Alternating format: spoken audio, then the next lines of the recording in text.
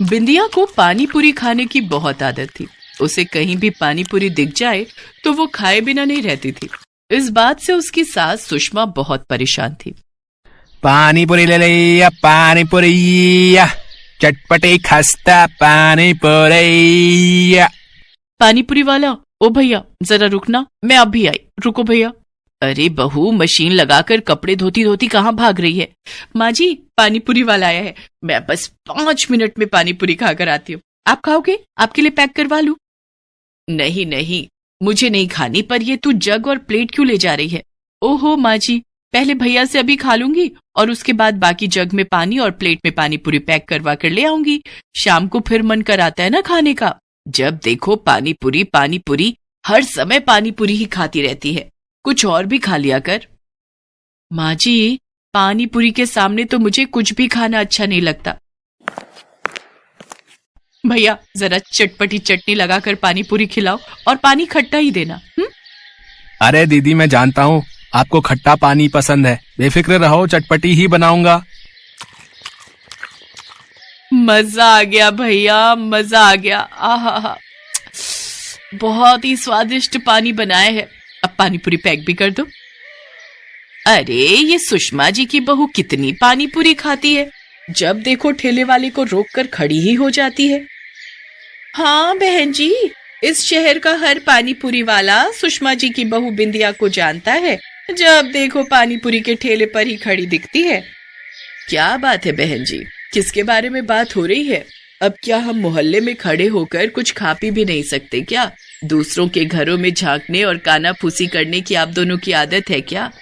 अरे अपनी बहू का गुस्सा हम पर क्यों उतार रही हो? हम तो आपस में बातें कर रहे हैं। मोहल्ला तो सबका है, सड़क तो सबकी है, कहीं भी कोई भी खड़ा होकर बातें करे।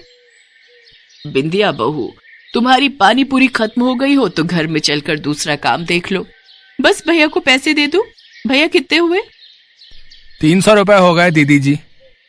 300 रुपए की पानी पूरी तुमने अकेले ही खा ली?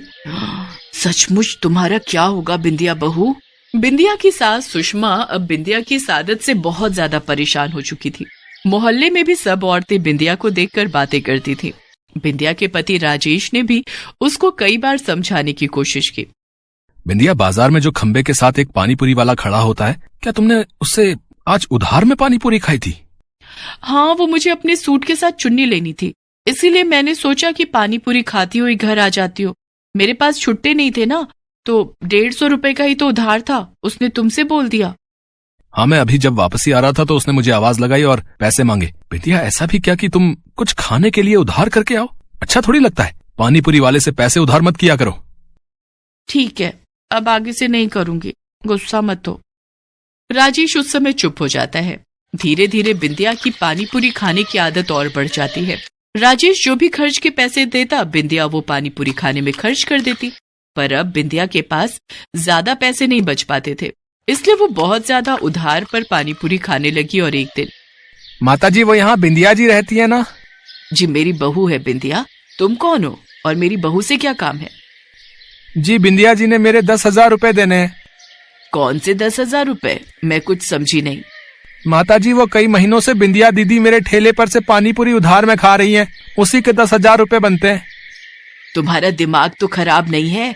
10,000 रुपए की पानी पूरी मेरी बहू नहीं खा सकती।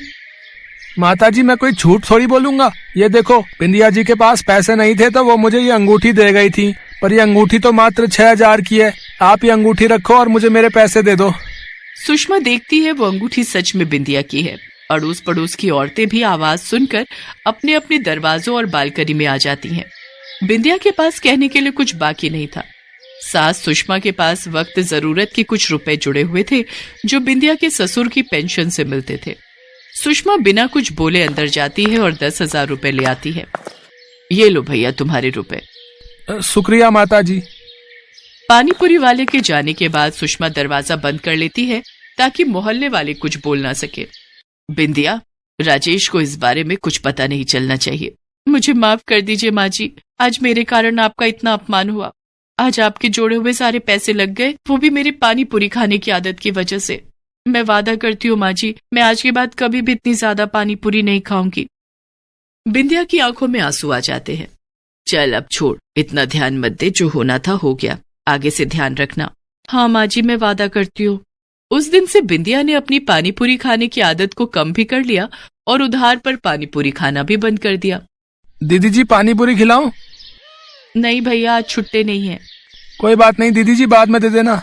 नहीं भैया, उधार की पानीपुरी खाना छोड़ दिया है मैंने। पानीपुरी वाला देखता रह जाता है और बिंदिया घर के रास्ते पर बढ़ जाती है। सुबह से रेखा 3 बार हलवा बनाकर देख चुकी थी, पर हलवा फिर भी परफेक्ट नहीं बन रहा था। रेखा गुस्से से झुंझला गई। क्या मम्मी, ये हलवा वलवा मेरे से नहीं बनेगा, मैं नहीं बना रही। सुबह से 3 बार कोशिश कर चुकी हूँ, कभी चीनी कम हो जाती है, कभी घी कम रह जाता है, अब देखो कैसा पतला पानी बन गया है। रेखा, पिछले 1 हफ्ते से तुझे सिखा रही हूँ, पर जब भी सामग्री नापने लगती हो तेरा ध्यान पता नहीं कहाँ चला जाता है। सोशल मीडिया में देखकर भी तू नहीं सीख पाई। अब तो लगता है कि तू शादी होकर जाए तो हलवा किसी जादू से बन जाए, वरना तेरी सास तो मुझे ही ताने सुनाएगी कि बेटी को कुछ सिखाकर नहीं भेजा। मम्मी, काश तुम्हारी बात सच हो जाए और मुझे कोई ऐसी तरकीब मिल जाए कि जादू से हलवा बन जाए। ऐसे जादू से सब कुछ बनने लगता ना तो आज तुम्हारी माँ रसोई में पूरा दिन जादू से ही खाना बना रही होती। ये सब किस्से कहानियों में ही होता है कि जादू से हलवा बन जाए, सच में ऐसा कभी नहीं होता। पर रेखा के मन में ये बात घर कर गई। 15 दिन बाद उसकी शादी थी और उसकी सास ने पहले ही कह दिया था कि उनके यहाँ नई बहू के हाथ से सबसे पहले हलवा ही बनवाते हैं। रेखा अब इसी सोच में पड़ गई कि काश वो भी जादू से हलवा बना ले। सर्दियों के दिन थे। एक दिन रेखा बाजार से शादी की शॉपिंग करके आ रही थी। वो अपनी मम्मी से बोली, मम्मी, घर का सारा काम हो गया है, आप इसी रिक्शा पर ये थैलियां लेकर घर चलो, मैं जरा शीतल के घर होकर आती हूँ। उसके घर से मुझे अपना मेकअप का किट उठाना है। उसने मेरे लिए कुछ सामान ऑनलाइन मंगवाया था। शाम के समय ज्यादा ठंड में घूमो नहीं, वरना बीमार पड़ जाओगी। फिर आपको 2 दिन बाद मेरी शादी में लगना ही है। हाँ, तू ठीक कह रही है, पर तू जल्दी आ जाना। ठीक है मम्मी, तुम आराम से घर जाओ, मैं दूसरा रिक्शा ले लेती हूँ। इतनी ठंड लग रही है, आज तो सबसे ठंडा दिन है और ठंडी हवा भी चल रही है। मेरे पास गर्म शॉल है, वही ओढ़ लेती हूँ। रेखा शॉल निकालकर ओढ़ने ही लगती है कि तभी उसकी नजर सामने पेड़ के नीचे ठंड से ठिठुरती हुई एक बूढ़ी औरत पर पड़ जाती है। आसपास लोग गुजर रहे थे, पर कोई भी उस बूढ़ी औरत की तरफ नहीं देख रहा था। रेखा उस बूढ़ी औरत के पास जाती है। अरे, ठंड इतनी ज्यादा है अम्मा, पर आपने कोई भी स्वेटर या गर्म कपड़ा नहीं पहना। नहीं बेटी, मैं बहुत गरीब हूँ, मेरे पास पहनने के लिए गर्म कपड़े और स्वेटर नहीं है। अम्मा, ये लो, मेरे पास कुछ गर्म कपड़े और शॉल है, ये लो, ये आपके काम आएंगे। आप ये पहनो, तब तक मैं आपके लिए सामने की दुकान से कुछ खाने का और गर्म चाय लेकर आती हूँ। वो बूढ़ी औरत गर्म कपड़े पहन लेती है। इतनी देर में रेखा उसके लिए चाय और खाने का सामान ले आती है। बूढ़ी औरत बहुत खुश होती है। बेटी, तुम बहुत अच्छी हो, तुमने मेरी बहुत मदद की है, वरना आज के जमाने में किसी गरीब की कोई इतनी मदद कहाँ करता है। देखते ही देखते वो बूढ़ी औरत एक सुंदर परी के रूप में आ जाती है। घबराओ नहीं, मेरा नाम नीलम परी है। मुझे पृथ्वी लोक पर एक बूढ़ी औरत के रूप में रहने का दंड मिला हुआ था। मैंने परी लोक में एक बूढ़ी परी का मजाक उड़ाया था, इसलिए उन्होंने मुझे दंड दिया था कि मैं तब तक पृथ्वी लोक में रहकर एक गरीब बूढ़ी औरत का जीवन व्यतीत करूंगी जब तक कोई खुद से मेरी मदद नहीं करेगा, और जब कोई दयालुता के साथ मेरी मदद करेगा तो मैं वापस अपने रूप में आ जाऊंगी। पिछले 3 दिन से मेरी किसी ने भी मदद नहीं की। आज तुमने मेरी सहायता की, इसलिए मैं परीलोक वापस जा सकती हूँ। जाने से पहले मैं तुम्हें कुछ देना चाहती हूँ, मांगो। तुम मुझसे क्या मांगती हो? नीलम परी, मेरी तो अभी एक ही दुविधा है। 2 दिन बाद मेरी शादी है और मुझे हलवा बनाना नहीं आता। आपके पास कोई उपाय है जिससे जादुई हलवा बन जाए और मेरी ससुराल में प्रशंसा हो? अच्छा, तो ये बात है, रुको। नीलम परी हवा में छड़ी घुमाती है। ये लो, ये जादुई चीनी है। जब भी तुम हलवा बनाओगी तो इसी चीनी का उपयोग करना। ये चीनी मिलाते ही स्वादिष्ट हलवा बनकर तैयार हो जाएगा। आपका बहुत बहुत शुक्रिया नीलम परी, आपने बहुत बड़ी मुश्किल हल कर दी।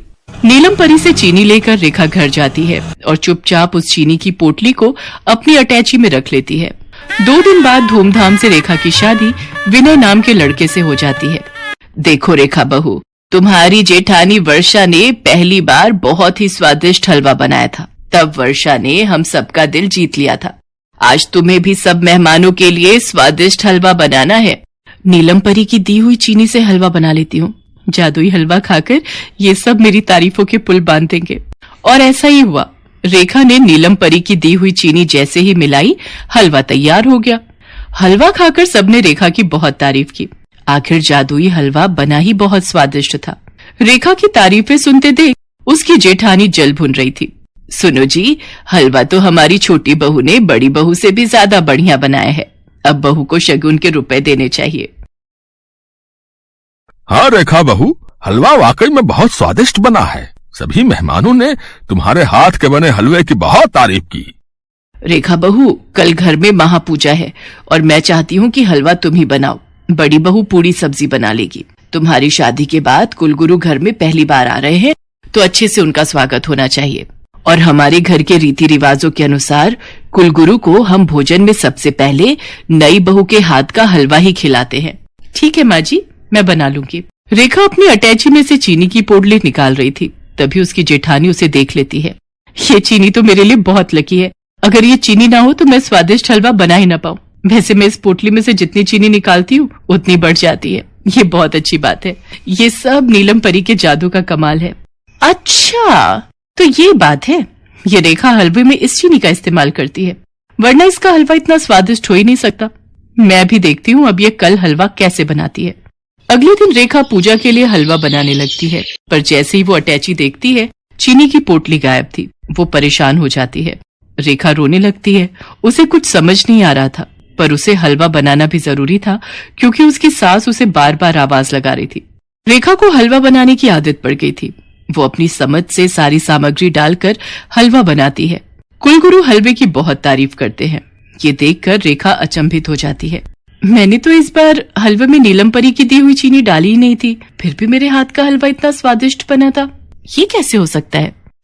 मैंने तो चीनी की पोटली छुपा दी थी, फिर रेखा ने हलवा पहले जैसा स्वादिष्ट कैसे बना लिया?